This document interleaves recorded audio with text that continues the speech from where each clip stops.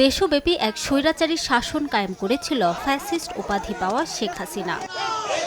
খুন গুম করা হয় হাজার হাজার মানুষকে। জুলাই আগস্টের ছাত্র জনতার আন্দোলনে শহীদ হন ২,০০০-এর বেশি মানুষ। এর দায়ে আওয়ামী লীগ ও তাদের দোসরদের বিচার দাবিতে রাজপথে ছাত্রদল।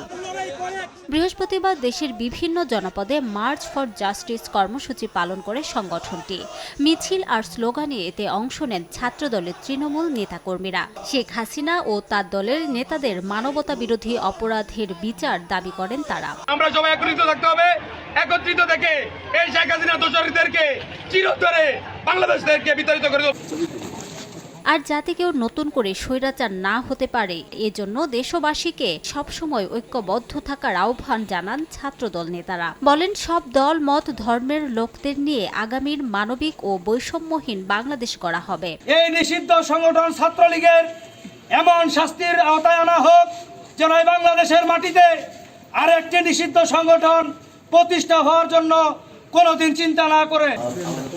নিষিদ্ধ ছাত্র সংগঠন ছাত্রলীগের বিচার ও সাজা নিশ্চিতের দাবিতে স্মারকলিপিও দেয় ছাত্রদল। নেতৃবৃন্দ, রিমু সিদ্দিক, সময় সংবাদ। আপনারা জানেন যে বিগত